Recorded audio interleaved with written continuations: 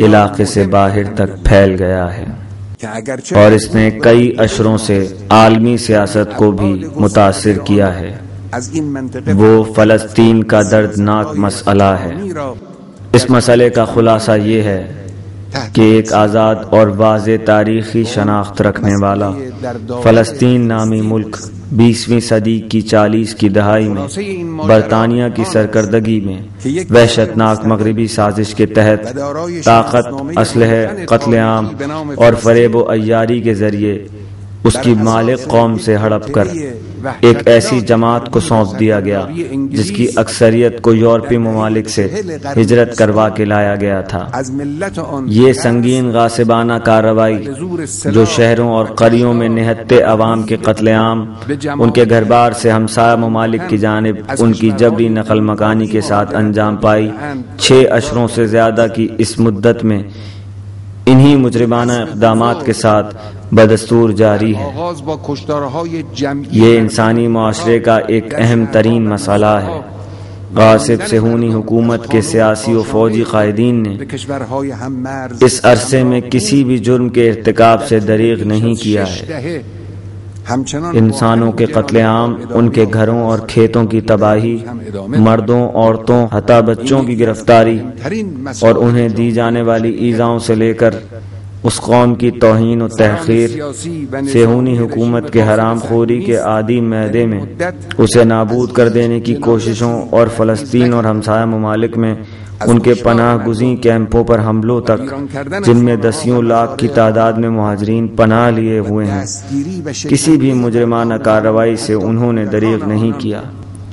صبرا، شتیلا، قانا، دیر یاسین وغیرہ کے نام ہمارے علاقے کی تاریخ میں مظلوم فلسطینی عوام کے خون سے لکھے گئے ہیں۔ آج 65 سال بعد مقبوضہ علاقوں میں باقی رہ جانے والوں کے خلاف ان صہیونی درندوں کی یہی مجرمانہ کارروائیاں اب بھی انجام پا رہی ہیں۔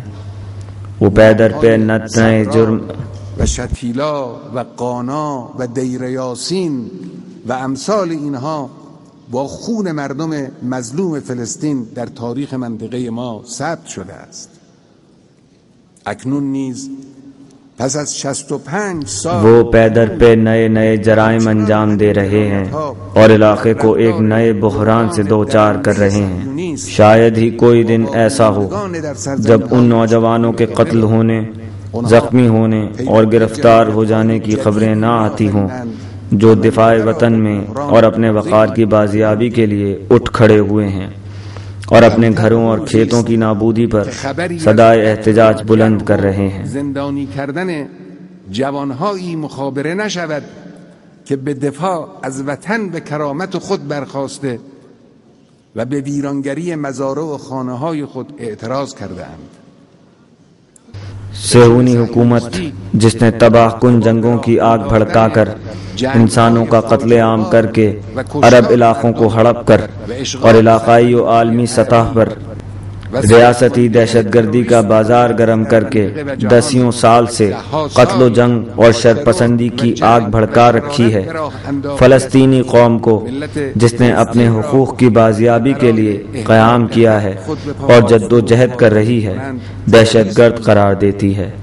اور صہیونزم سے تعلق رکھنے والے چینل اور بہت سے بکے ہوئے مغربی ذرائع ابلاغ بھی اپنی اخلاقی ذمہ داریوں اور میڈیا کے اصول کو پامال کرتے ہوئے اس کذب محض کو دہراتے ہیں۔ انسانی حقوق کے بلند بانگ دعوے کرنے والے سیاسی رہنما بھی ان تمام جرائم پر اپنی آنکھیں بند کیے ہوئے ہیں اور کسی بھی شرم و حیا کا احساس کیے بغیر علمی رقم کرنے والی اس حکومت کے حامی بنے ہیں اور اس کے وکیل اور محافظ کا کردار ادا کر رہے ہیں۔ ہمارا موقف یہ ہے کہ فلسطین فلسطینیوں کی ملکیت ہے اور اس پر غاصبانہ قبضے کا تسلسل بہت بڑا اور ناقابل برداشت ظلم اور عالمی امن و سلامتی کے لیے ایک سنگین خطرہ ہے۔ همه راه‌هایی که غربی‌ها و وابستگان آنها برای حل مسئله فلسطین پیشنهاد کرده و پیموده اند غلط و ناموفق بوده است و در آینده نیز چنین خواهد بود۔ مسئلہ فلسطین کے حل کے لیے مغرب والوں اور ان سے وابستہ لوگوں نے جتنی بھی تجاویز پیش کی ہیں سب غلط اور ناکام ثابت ہوئی ہیں، اور آئندہ بھی یہی ہوگا۔ ہم نے بہت منصفانہ اور مکمل جمہوری راہ حل پیش کیا ہے تاکہ تمام فلسطینی، خواہ وہاں کے باشندے ہوں یا وہ افراد جنہیں دوسرے ملکوں کی جانب جبراً ہجرت کروا دی گئی اور جنہوں نے اب تک اپنی فلسطینی شناخت قائم رکھی ہے، وہ مسلمان ہوں، یہودی ہوں یا عیسائی، سب دقیق نگرانی میں انجام پانے والے اطمینان بخش طریقے سے اپنی رائے کا اظہار کریں اور اس ملک کے سیاسی نظام کے ڈھانچے کا انتخاب کریں۔ تمام فلسطینی جو برسوں سے بے وطنی کا دکھ جھیل رہے ہیں اپنے وطن لوٹیں اور اس ریفرنڈم اور اس کے بعد آئین کی تدوین اور انتخابات میں حصہ لیں۔ اسی صورت میں امن قائم ہو سکتا ہے۔ یہاں میں امریکی سیاستدانوں کو جو تاحال ہمیشہ صہیونی حکومت کے محافظ اور پشت پناہ کی حیثیت سے میدان میں حاضر رہے ہیں ایک خیر خواہانہ نصیحت کرنا چاہوں گا۔ اس حکومت نے اب تک آپ کے لیے بے شمار درد سر کھڑے کیے ہیں، علاقے کی قوموں کے اندر آپ کو نفرت انگیز اور آپ کو ان کی نگاہوں میں غاصب صہیونیوں کا شریک جرم بنا کر پیش کیا ہے۔ ان برسوں کے دوران اس راستے پر چلنے کی وجہ سے امریکی حکومت اور عوام کو جو مادی اور اخلاقی خسارہ اٹھانا پڑا ہے وہ سرسام آور ہے، اور شاید اگر مستقبل میں بھی یہی روش جاری رہی تو آپ کو اور بھی بڑی قیمت چکانی پڑ سکتی ہے۔ آئیے ریفرنڈم کے سلسلے میں اسلامی جمہوریہ کی تجویز پر غور کیجیے اور شجاعانہ فیصلے کے ذریعے خود کو کبھی نہ حل ہونے والی اس گتھی سے نجات دلائیے۔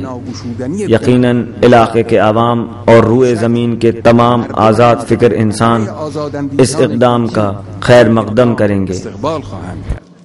مہمانان محترم، میں ایک بار پھر اپنی شروعاتی گفتگو کی جانب پلٹوں گا۔ دنیا کے حالات بہت حساس ہیں اور دنیا بڑے اہم اور تاریخی موڑ سے گزر رہی ہے۔ امید ہے کہ ایک نیا نظام جنم لے رہا ہے۔ ناوابستہ تحریک میں عالمی برادری کے 2/3 سے زیادہ ارکان شامل ہیں جو مستقبل کے خد و خال طے کرنے میں بہت اہم کردار ادا کر سکتے ہیں۔ تہران میں اس عظیم اجلاس کا انعقاد خود بھی بہت بامعنی واقعہ ہے جسے اندازوں اور تخمینوں میں مد نظر رکھنا چاہیے۔ ہم اس تحریک کے ارکان اپنی وسیع صلاحیتوں اور امکانات کے باہمی فروغ کے ذریعے دنیا کو بدامنی، جنگ اور تسلط پسندی سے نجات دلانے کے سلسلے میں یادگار اور تاریخی کردار ادا کر سکتے ہیں۔ یہ ہدف آپس میں ہمارے ہمیں جہتی تعاون سے ہی حاصل ہو سکتا ہے۔ نقشی تاریخی و ماندگار بیافرینیم. این مقصود فقط با همکاری‌های همه جانبه ما با یکدیگر امکان پذیر است. در میان ما